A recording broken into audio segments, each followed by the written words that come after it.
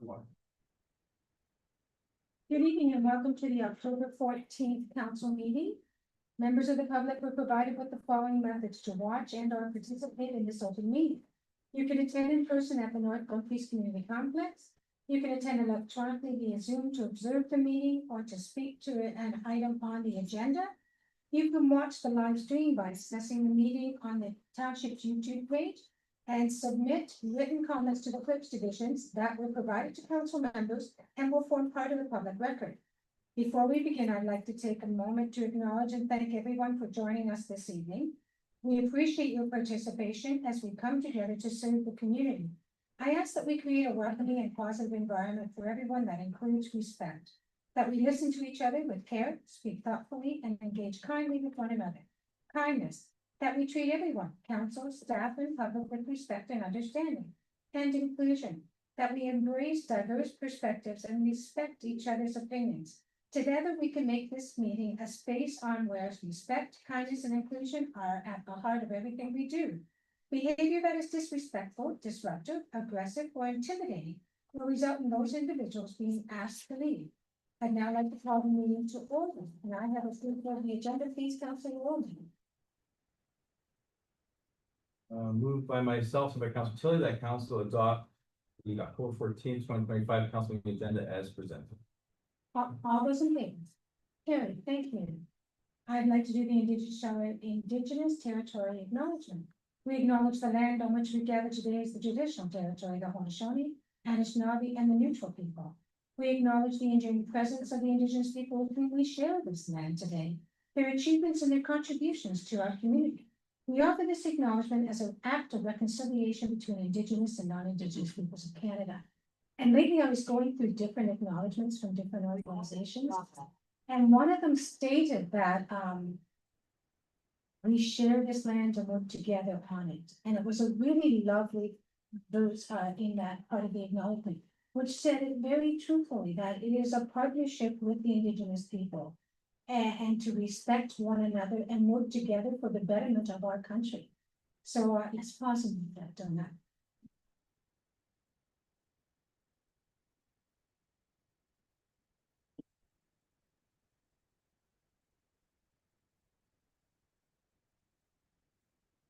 Thank you. Is there any disclosure of pecuniary interest or general nature thereof? Seeing none, adoption of the minutes, please, Councilor Tilly. Thank you. Moved by myself, second by Councilor Wilms, that council approve the following meeting minutes. 6.1, council meeting minutes dated September 22nd, 2025.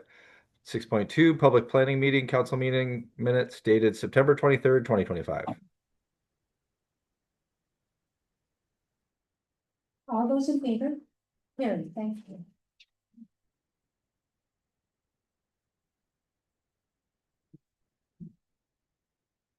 Request to lift items from the consent agenda for separate consideration, public speaking, and identification.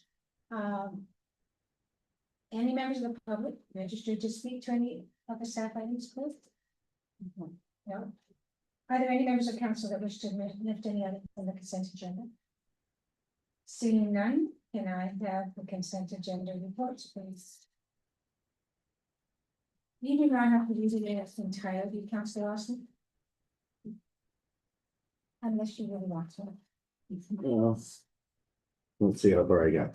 Okay. So moved by myself, second by Councilor Roman, that the following reports as listed on the October 14th, 2025, consent agenda be received and the recommendations contained therein be approved and acted upon. 10.1.1 report number FD 10-2025 Fire Department Incident Response Summary for September 2025. That the following information items as listed on the October 14th, 2025 consent agenda be received. 10.2.1 communications, 10.2.2 advisory committees. All those in favor? That's carried, thank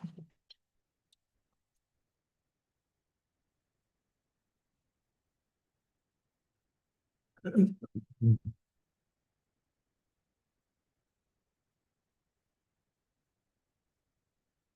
Next is 11.2 reports. Report number CLK 15/2025, removal of properties from a legacy heritage inventory list. Any members of the public wish to speak anything? Anyone want to say anything? Okay, any members of council? Okay, can I have a motion, please, council members? Moved by myself, seconded by Councilwoman, that the CLK report number 15/2025 be received. And that council authorize the removal of properties listed in appendix A to this report from the township's listed heritage inventory. And the amended revised listed heritage inventory be posted to the township's website. All those in favor? Carrie, thank you. Report number 11.2.2, clerk 16/2025, council practice on part 4 heritage designation. Any members of council wish to say anything? Councilwoman. Madam Mayor, just so council understands the question, I guess, in front of them. The Heritage Committee, our last meeting, had a debate about whether or not council would force designation on property. Never been our practice.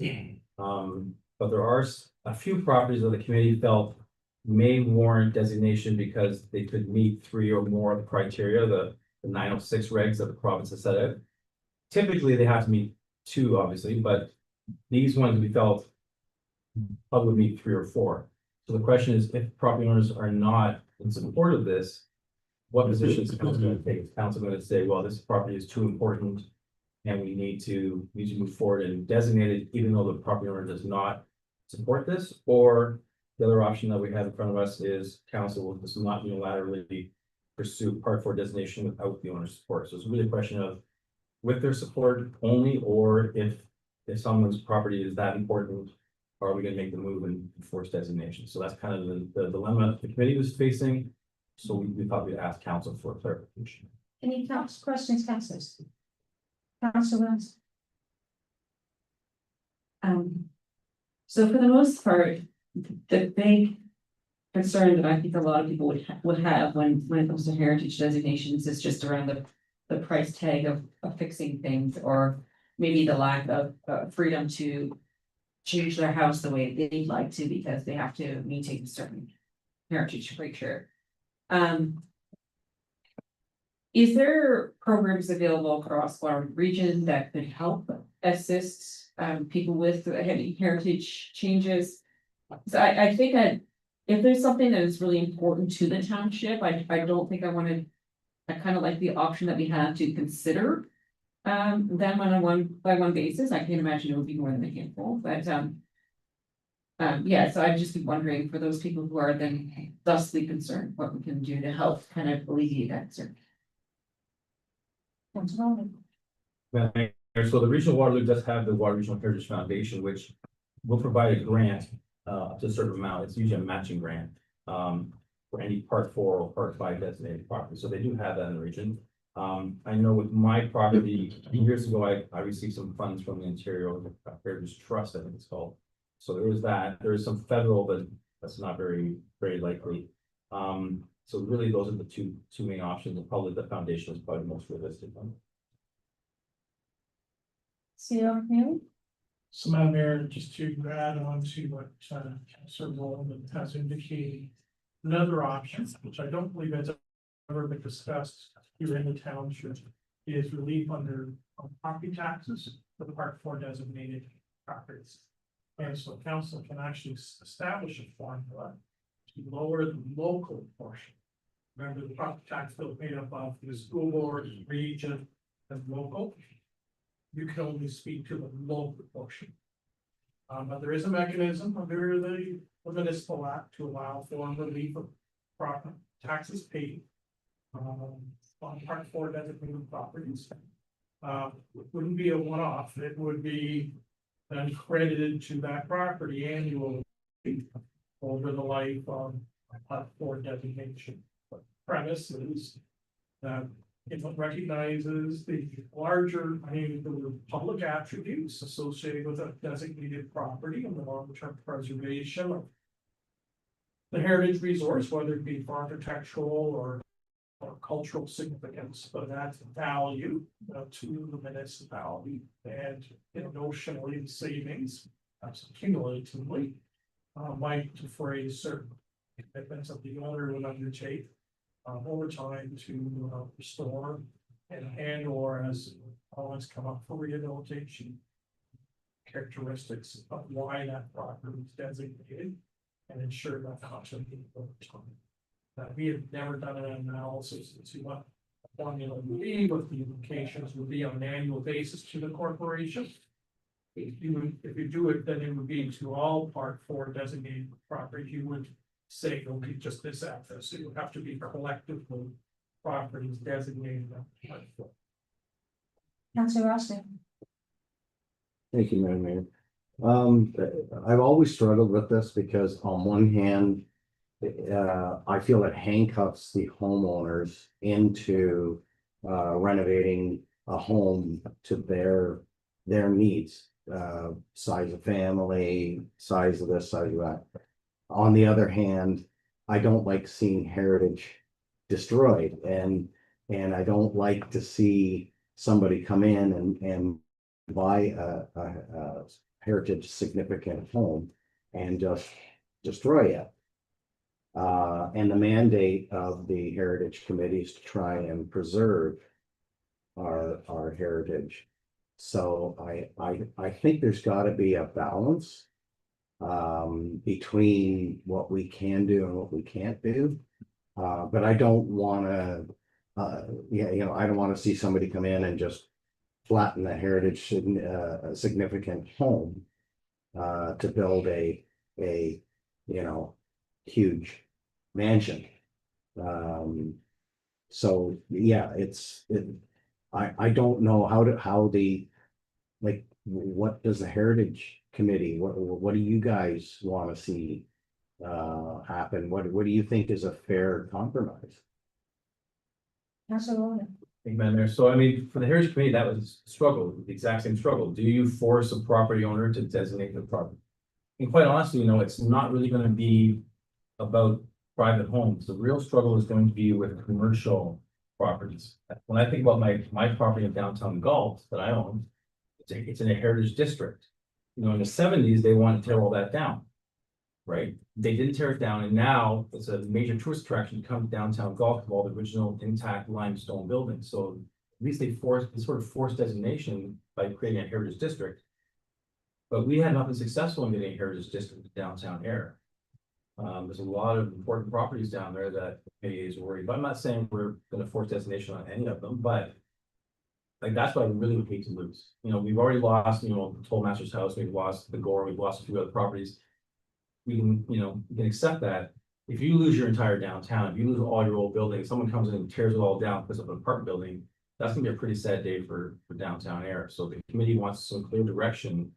Would council back the committee if the committee said, hey, we think this property, this one, Main Street number 1, 2, 3, 4, 5 Main Street needs to be designated because it has significant importance to the township. It's probably not going to be a home, it's probably going to be a commercial building. So that adds another layer, I understand, but that's really the struggle. C.O. McNally and then Councillor Rose. So just to once again compliment Councilor Rowland and his discussions that arose at the last Heritage Advisory Committee. They did wrestle with this. And so they were trying to balance, for lack of a better term, protection long term of the heritage uses, whether it be residential or commercial. Versus private property rights.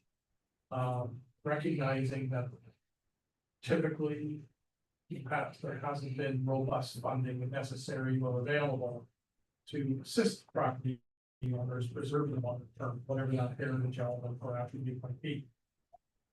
So the committee's recommendation to council was where 3 or more of the criteria as set out in Reg 0906 are achieved.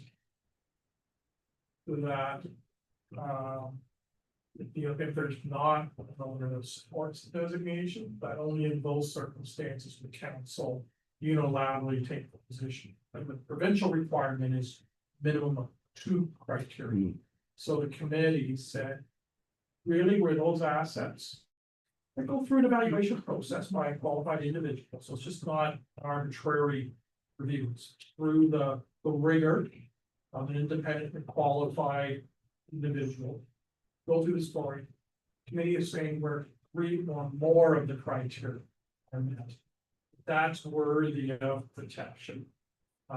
Whether or not there is a cooperating landowner, remembering under any designation scenario, no one does have rights of appeal to the conservation board, which is now a subset of the Ontario Land Tribunal process.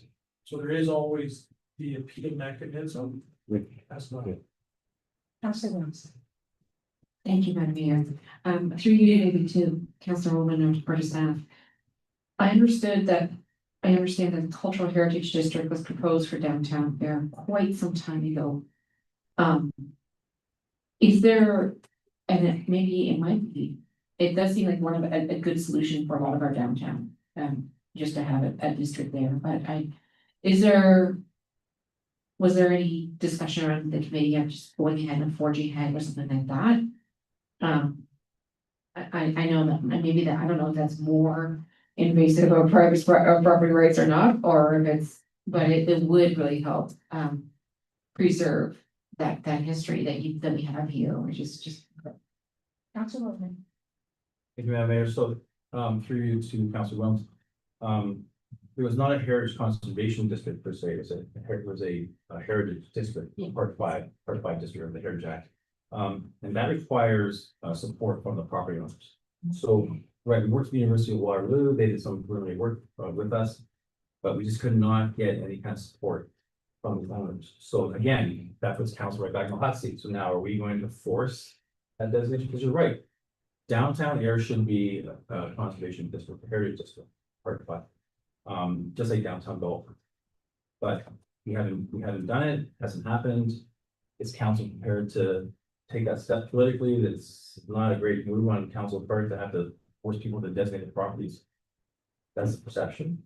My properties are all designated, it doesn't really affect me in any way, so I don't see what the hesitation is. But a lot of people have this feeling that do not want to be designated. And I've never found it to be a detriment in any way. If I may, so Carnegie Gardner was designated. And going back again to the 1990s, sorry guys, 2000, when he wanted to change the windows, he had a really hard time because they wanted them to put historical windows. And he showed that he could do up-to-date windows that looked exactly the same as the historical ones, and we allowed that. So that he wasn't constrained, he got the extra advantage of modern windows in a design that's historical.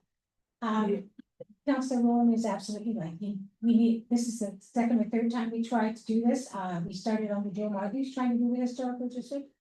So we have to remember, we can be lenient in that it represents or looks exactly historical, but it meets the standards of, safety with windows and that today, efficiency today.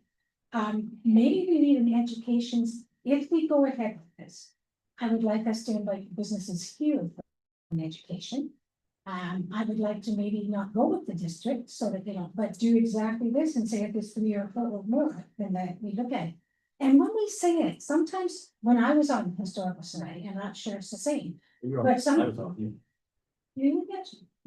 is going way back. You were up. Anyways, the whole building didn't have to be designated. It was sections, so a bell tower or a certain face or something like that was designated, which still left the individual with the ability to upgrade the thing, but not have it impact the whole building.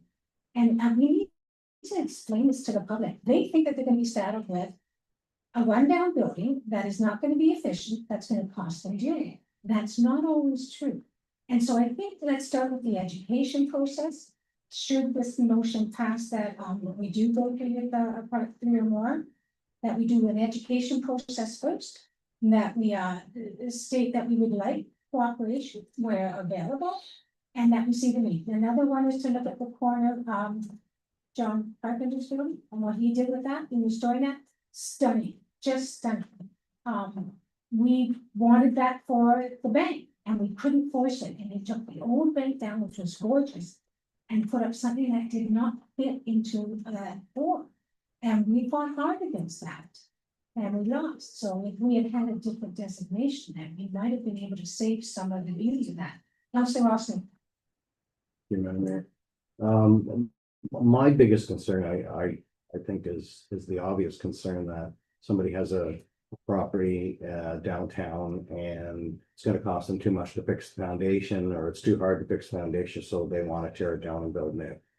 That's what I think the fear is that these heritage, our downtown is gonna be knocked down and multiple stories put up. I mean, nobody wants that.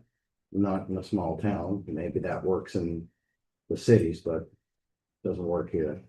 So let's say that the building is decrepit and does need almost a tearing down. With this, we would be able to say, okay, but meet the standards of the village. So this type, it has to be built like this. I've seen Tim Hortons have a historical look because they were insisted upon. So we would have, I would like to have a say on what was built there, so that never happened. Yeah. So maybe we can look at it that way, like I understand what you're saying, Councilor Austin, and I agree if it's gonna be a money pit for the person.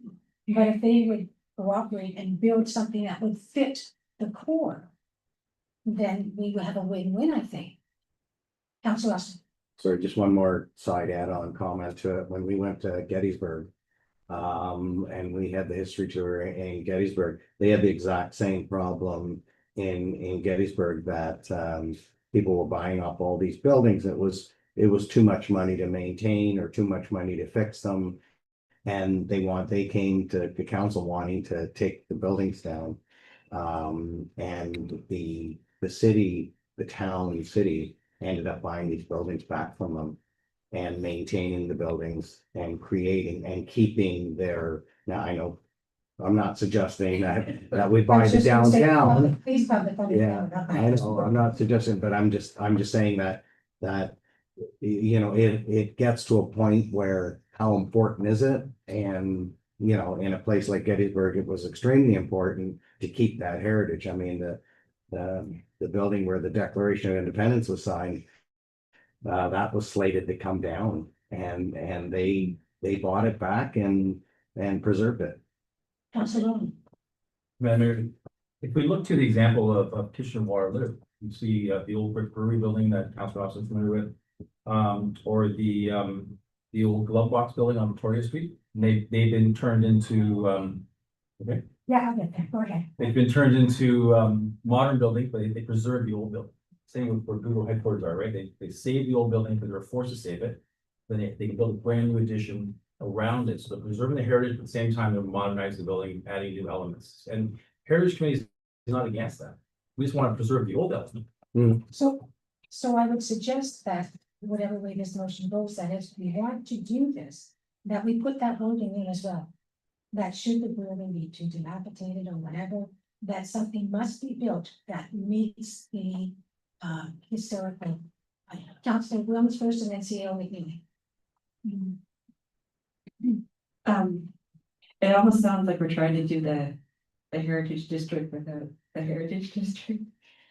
Sorry, no, but I agree with what I'm hearing, like, I've got no issues with this, and I've got no issues with, you know, what the Heritage Advisory Committee is requesting from council around the three or more criteria. I would love to see that education as well, go forward, because I think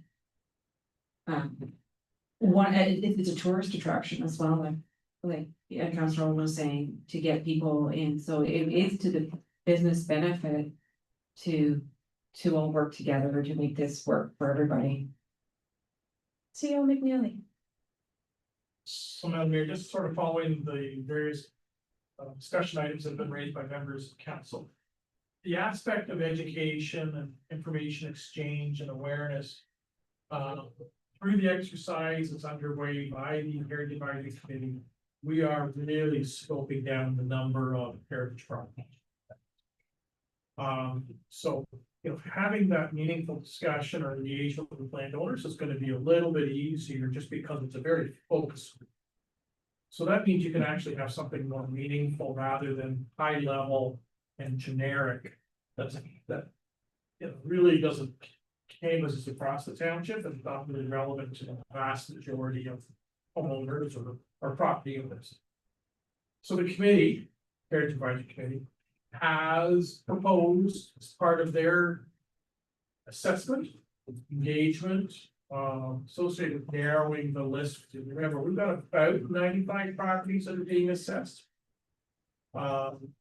They're proposing to have a forum for those approximate 95 property owners in November of this year. This resolution that council's sort of debating right now is a critical part of that discussion with those approximate 95 property owners. Because, obviously, if only 2 or less criteria are met, if those properties go through some sort of scaling, let's just say council talks about 3 or more, and the property owner is not a willing participant, then, really, it narrows that list down even further. Where this really focuses on is those handful of properties where 3 or more criteria will be met. I'll be honest with you, it will be difficult to find properties across the township that would meet a minimum of the 3 criteria. We are talking about literally a handful on that listing, 95. In examples of where the homeowner or property owner may not necessarily embrace the principles. So that education, outreach, and engagement actually starts with that forum for those affected properties in mid-November. Doesn't mean that's where it stops, but that is the start. And certainly going forward, that's something that can be embraced in terms of information, quick notes or the like on the Heritage website.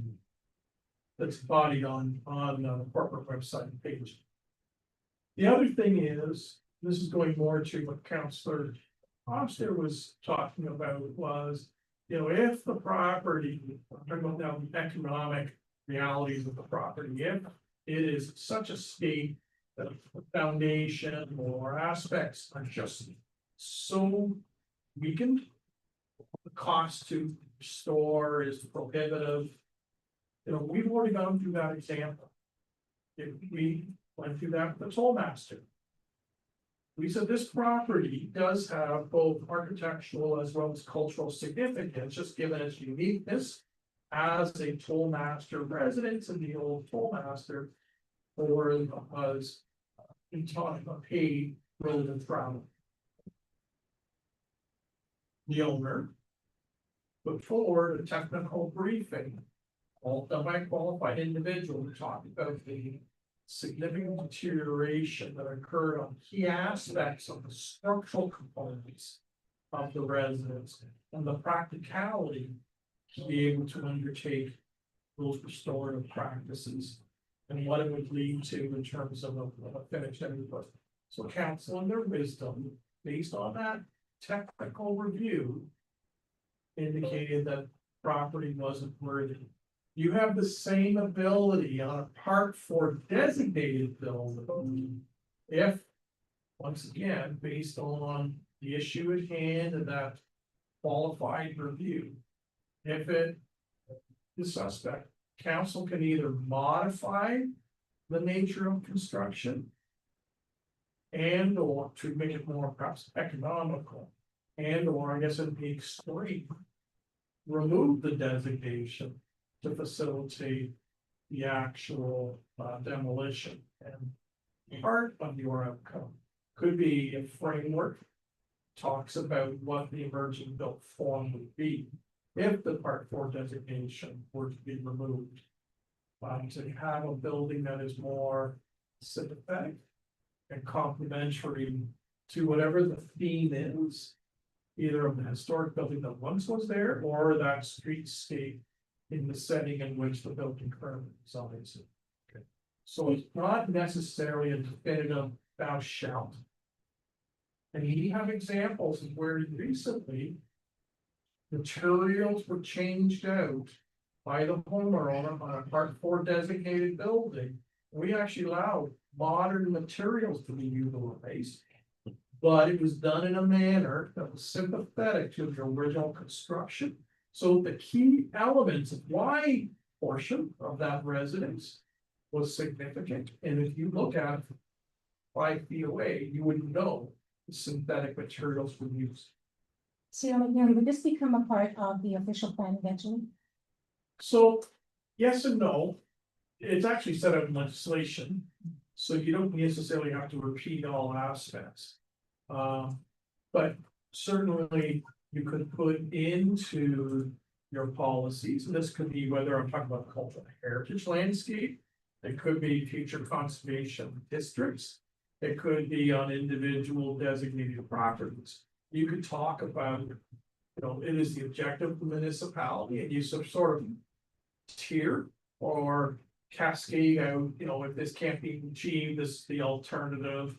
You sort of cascade down, but everything is based on an assessment, the discussion, the evaluation, and the decision-making process.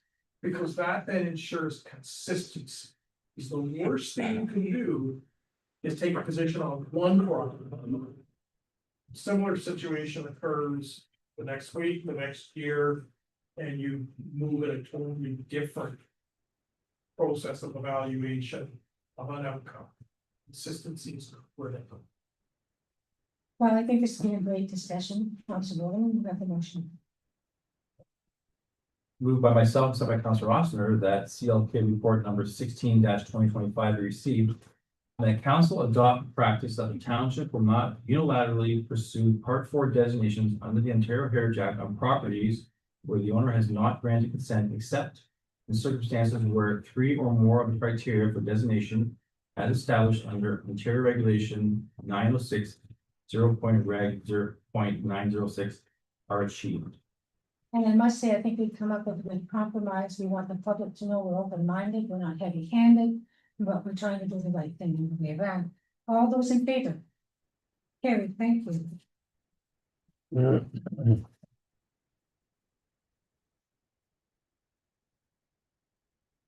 Report number PB 16/2025, letter of credit reduction request for Maple Manor Estates Inc. Phase 1, file number 30T-89031. Any questions, councilors? Seeing none, can I have a motion, please, Councilor Tilly? Certainly. Moved by myself, second by Councilor Ossner, that PW report number 16-2025 be received, and that the letters of credit for the Maple Manor Estates Subdivision Phase 1, file number 30T-89031 be reduced on the recommendation of the Township's Engineering Division as follows. A letter of credit for $171,285 to $0, and that staff bring forward a bylaw at the October 27th, 2025 council meeting for the purpose of assumption of Maple Manor Estates Subdivision File 30T-89031 Phase 1. All those in favor? Carrie, thank you.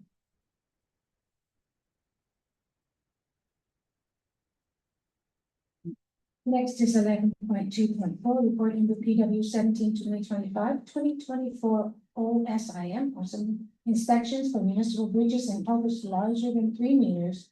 Any questions from members of council? Councilor Rowland. Madam Mayor, through you to staff, I'm just curious about the pricing situation. When I see prices go up by $12 million, I just, maybe the staff can give us a little bit of insight as to what's going on. CEO McNeely.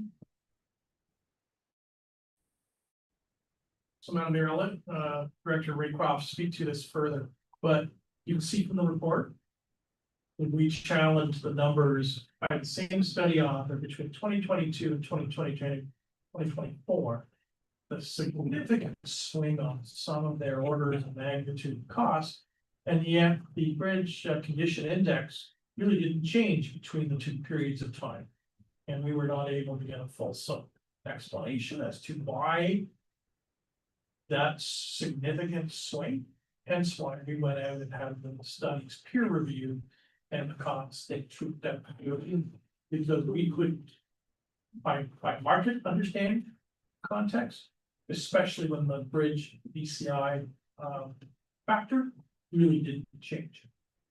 So I'll let Director Raycroft speak further context.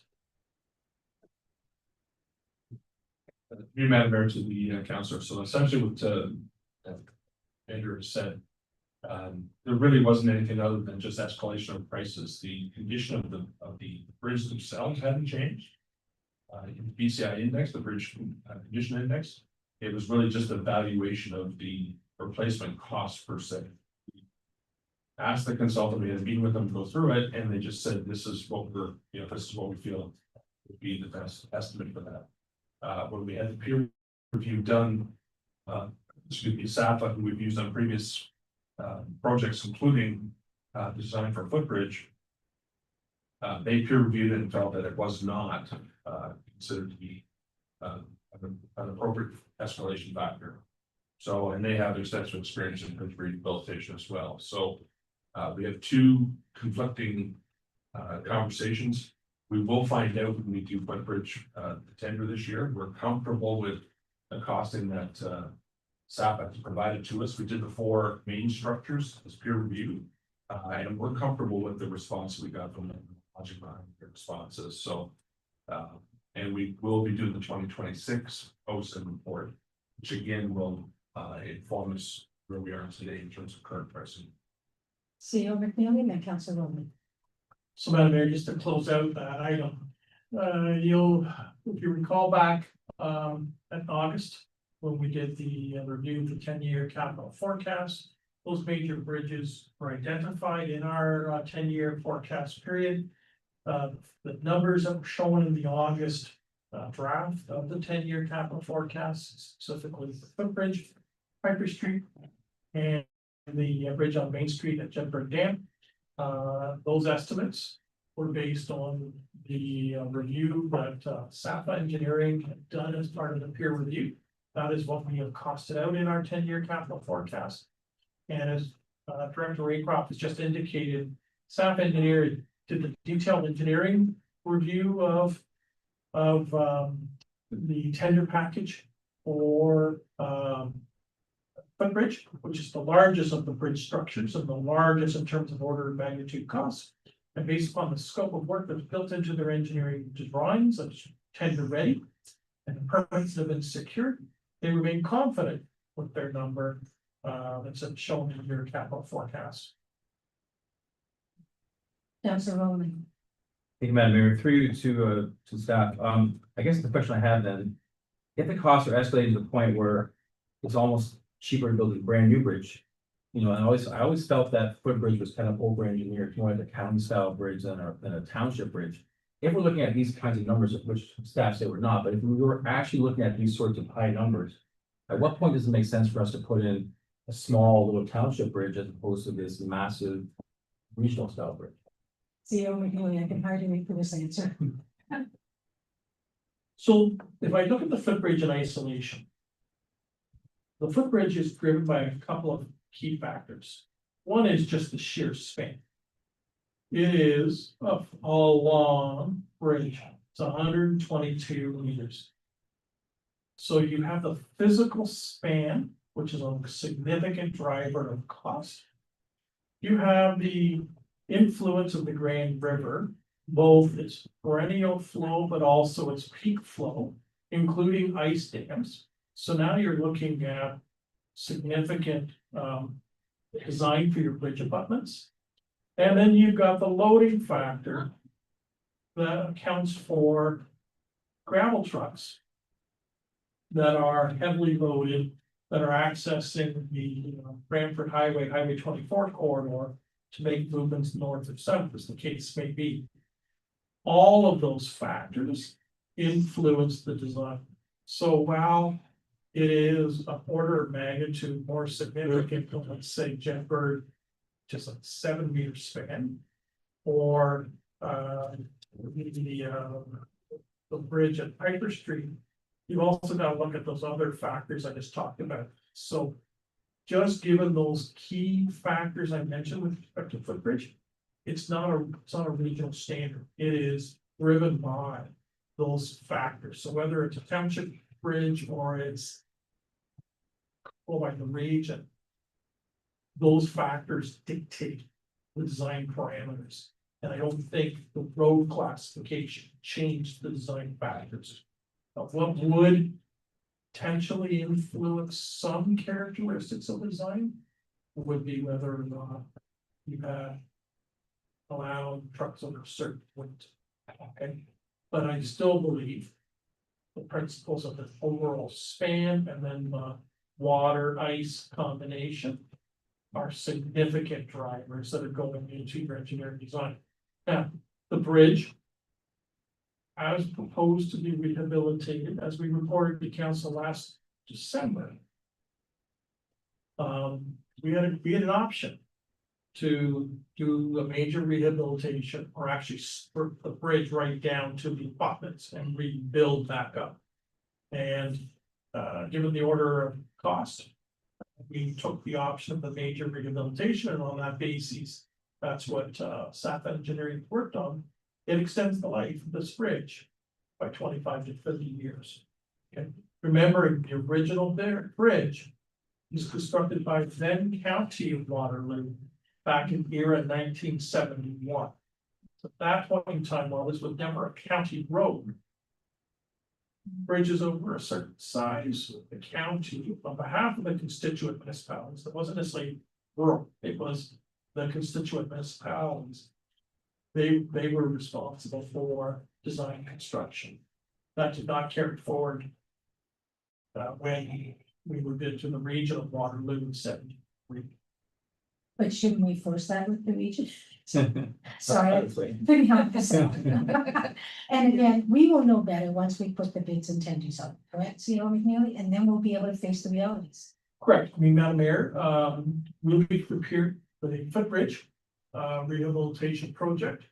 Will be one of the long lead items of market sensitive items that we will be asking council on November the 10th in terms of securing permission to go to the marketplace. We have a tender ready package. And the council green lights allowing us to go to the marketplace. So, you know, late December, early January, we're gonna know where we are in terms of the marketplace. As it relates to, you know, what does truly the market believe is the price to undertake the work, of course, that's the most important cost of it. So CEO McNeely, let's say we go to marketplace and it has come extremely high. We have been able to defer things for a year based on that. Could we do that in this situation? So Madam Mayor, as identified in the original work that was done by Meta and then peer reviewed by SAPA, the bridge is not in risk of falling down. Okay, so we do have to provide context.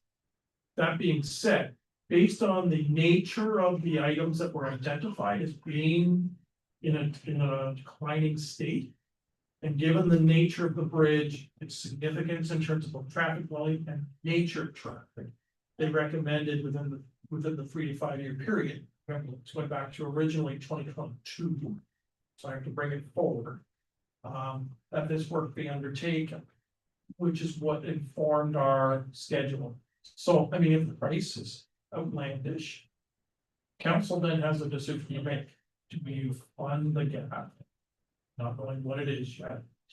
Do you rescope the project? We'd have to have that discussion with SAPA, because maybe there are certain elements that should be doing and stripping out other things that might be a second or a third phase. We have not had that discussion.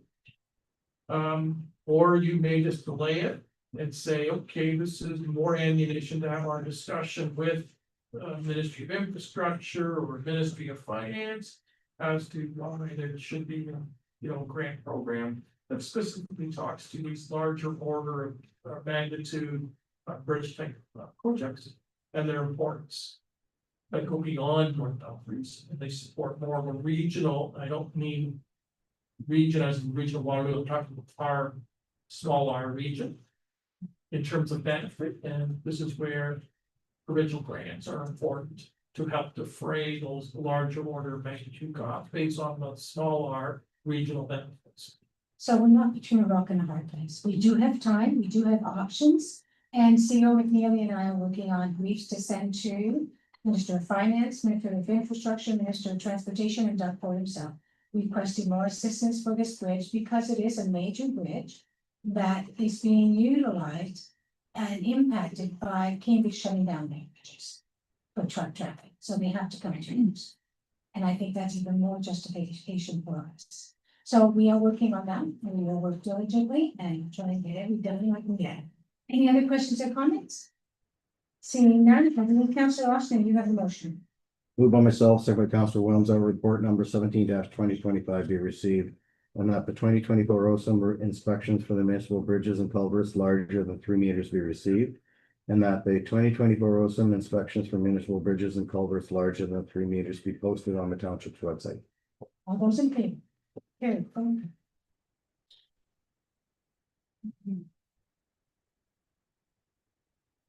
Councillor Williams, for the proposed please. Moved by myself, second by Councillor Osmer, that council move into a closed meeting session at 6:45 P.M. pursuant to the Municipal Act, section 239, to discuss 13.1, report number CO 25-2025, personal matters about an identifiable individual, including municipal or local board employees, Municipal Act, section 239-2B, and labor relations or employee negotiations, Municipal Act, section 239-2D. All those in favor? Carried. Thank you.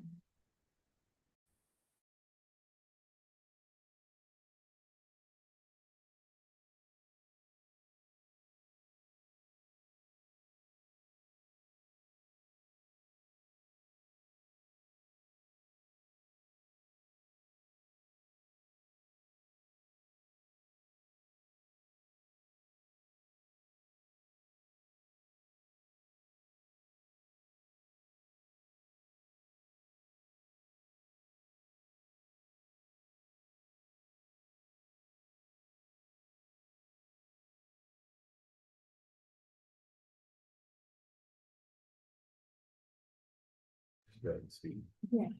We're live now. Councillor Rowland, can I please have a motion? Moved by myself, second by Councillor Williams, that council reconvene in open session at 7:48 P.M. All those in favor? Carried. Thank you.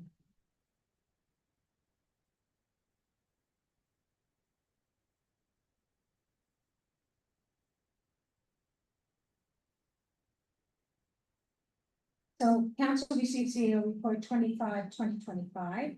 In closed session, directions were provided to the chief administrative officer. The chief administrative officer over the next short period will be releasing certain elements of today's discussion for both staff and members of the public.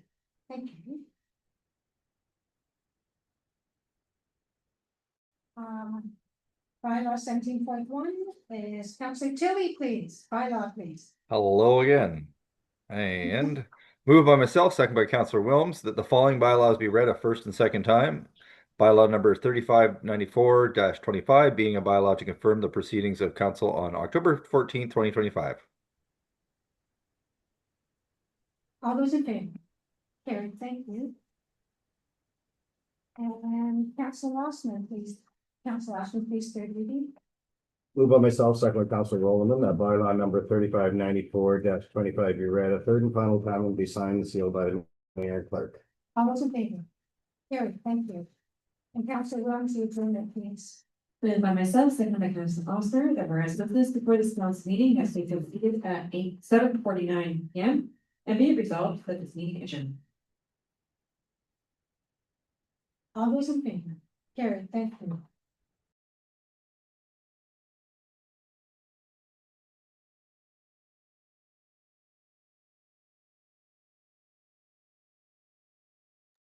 Bye-bye, everybody. See you later.